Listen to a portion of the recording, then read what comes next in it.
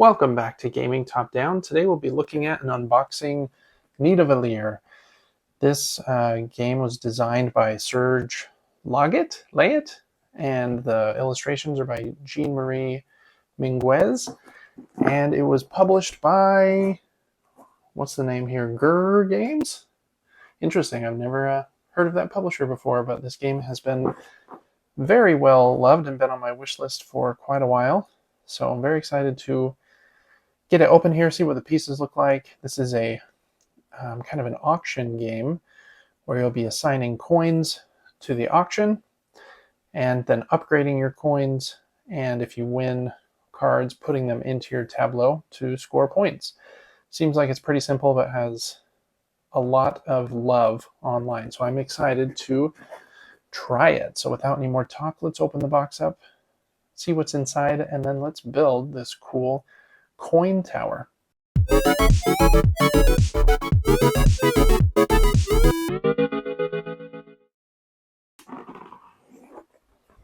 Okay, pretty empty box. Got two sets of cards that we'll look at in a minute. A few baggies. Score pad, which you score for the different types of dwarf that you get in your tableau. And they all have different scoring conditions. They might score based on the number you have squared, or yeah, those 6 different types just score differently, basically. Okay, and then this card has some, or this game, excuse me, has some card trays, which is kind of unique, where you will be placing certain cards each game in these trays so that everyone can see which ones are still available. Not of all of the cards, but I think of a certain specific couple of types. So those are a pretty light plastic, but there's 4 of them. I'll be interested to see how well they work, but seem like they're not going to break. It doesn't seem like, even though they're very lightweight. Okay, other than that, we do have the rule book here. Big and glossy. Okay, game components. Looks like it's about 23 pages long. Setup. There's no game board in this game. Each player has their own little player board. And then instead of a big game board in the middle, there are a bunch of little boards that will have a collection of cards under them representing different taverns that you are auctioning for dwarves from. Trading gems and coins, evaluating your troops. Yeah, lots of pictures. Looks like they have explanations of all of these different hero cards. And I guess some lore if you want to read about the different dwarfs here. Oh, a whole bunch of them. And a glossary at the end.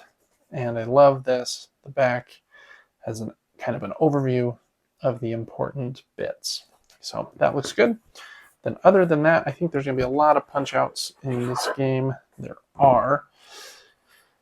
And they are pretty glossy, but they feel pretty nice. Look pretty thick. There's going to be a lot of coins in this game. These brown coins are the ones you start with. And then you'll be upgrading to better ones. So let's punch out some of these here. These are gems that you'll put at the top kind of your player board, like so. And they'll determine kind of the tiebreaker. If 2 people play the same coin out for the, well, 0 is a bad example. If I played, let's just say, a 6 at this tavern and someone else did as well, then whoever has the lowest gem would win that auction and get to choose a card first. But then they have to swap this tie-breaking gem with them. So you won't always win the tiebreakers, even if you do for a little bit. Looks like this game plays 5, because there's 5 boards.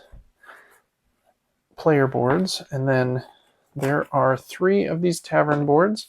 So you'll be assigning a coin to each of them to try and win. There will be a number of cards under each tavern, I think equal to the number of players. So the higher the coin you assign there, the more likely you're going to be able to choose first from that tavern and take the card that you want. This 0 that you have is the special one, and that when you play it, you get to take whichever 2, that's probably a bad example, let's take one of these, whichever 2 tokens you kept here in your bag, because you'll always have 5. You'll play 1 to each tavern, and then the other 2 will stay here in your bag. When you play a 0 to a tavern, you won't get a card from that tavern, but instead you'll get to take the sum of the pieces of gold that you kept in your bag and take a new piece of gold from this cool gold tray that we're going to build.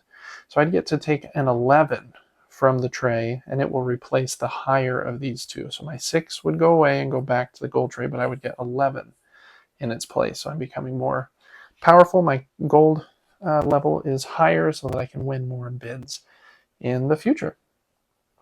And then as you get these dwarf cards, which let's look at those really quick, see if I can find the tab to open some of these. Sometimes they're easy and sometimes they are not. Here we go, got it. Okay, there's a bunch of different cards in the game. When you get them, you'll be putting them here next to your board, kind of next to these rows, and eventually you will have completed a row of the 5 different types, and that will let you draw a hero card, and then if you get more of them, you'll continue to stack down on the next row. You can see the scoring can get really high if you're able to get a bunch of a certain type. So that's your goal, is to score as many points as you can by getting the cards you want by wisely auctioning with your gold coins. Like I said, there's a lot of different cards. These are kind of the basic cards of the 5 different basic factions that all score differently. And then there are these cards that I think are some of the hero cards, and they will be a little more unique and powerful than the regular ones. And they also have a name up top so that even when they're covered up, you can remember, oh, I've got a hero up here, which can be important to keep track of. So lots of hero cards as well. There's kind of a lot going on with those. Let's see if there's anything different in this second stack of cards. I'm guessing it's kind of more of the same. A lot more of those base blue ones, green ones, red, orange. This is probably just the different 2 decks, because I think there is a and that is like some armor or something. I'm not exactly sure what those cards are. A relic, maybe? Yeah, but this is the cards with this back are the age 2, or like the second half of the game. They're played, and then these cards are age 1, and so they're a little weaker, but you'll be getting them at the beginning of the game. It looks like the ones we already opened were age 2 or hero cards. Anyway, so that is kind of the gist here, even though I'm struggling to stack these back up. Here we go. But other than that, let's build this coin tray so that we can see what it looks like. I'm guessing that there's probably a guide in the rulebook. Maybe not. Do not forget to build it before your first game by following the numbering on the notches. Okay, so there's not a picture. You just need to be smart. So we'll see if we indeed can be.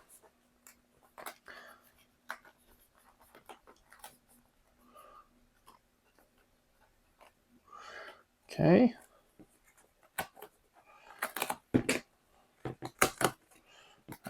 Much easier to punch out from the back.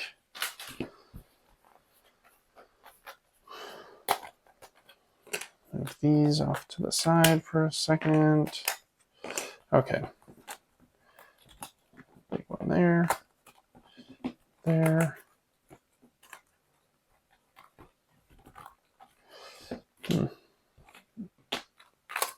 Okay, almost got those. Okay. Got these pieces out. There are little pieces here. Let me punch them out as well. And I have lots of cardboard dust here on my black mat. In hindsight, black was maybe not a good color, but I don't know. I'll get green or something next time and it'll be fine. Lots of slits here to hold all of the coins.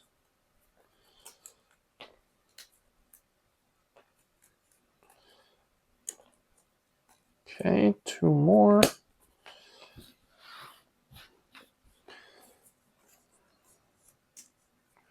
These ones are smaller because they're only going to hold 1 coin as opposed to multiple in some of the lower ones.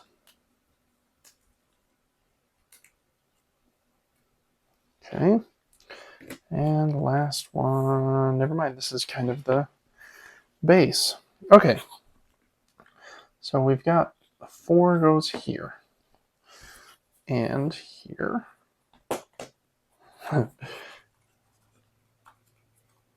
Here.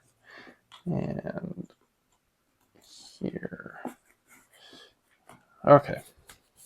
Now these, we've got 3. So this is the top. Might be worth gluing this, to be honest. We'll see how tight it is. This is probably 2. It is. And 1 here. All right. I think that's all the pieces for that. Let's find a couple of these coins. So this 6, for example, goes in there. I feel like that slot should be bigger. Maybe not. Let's pop some more of these out so we can see what it looks like with more of them. They do pop out pretty nice. Okay. 11, 23 all the way up here. Oh, those ones stand very straight up once you get to the back there. 14. 3 is a base level. Okay, so there's 2 11s, 2 13s. So a lot of these are going to be doubled up so that they will stand a little better. Anyways, that's probably enough of an example, but this will stay, and I believe it is supposed to fit in the box. Whether or not you can store it well enough in order to keep those standing there is kind of the question. I might 3D print kind of an alternate treasure chest to hold those. We'll see. But that is cool that they include it anyways, and you could probably come up with some way to store it safely enough that those would stay right there. Anyways, that is Nidavellir. Thanks so much for watching this unboxing. Let me know if you have played this game. It's a very, not a very old game, but I think a pretty famous one as far as auctioning is concerned, because it seems fairly simple to play. You can play in 30 to 45 minutes, I think it says on the box, but seems to have some cool ideas with giving up winning an auction in order to upgrade your coins. Seems pretty cool. Anyways, thanks so much for watching. Make sure to check out the rest of the content I have here on the channel, a weekly board game podcast, monthly giveaway, and I will see you on the next one. Bye-bye.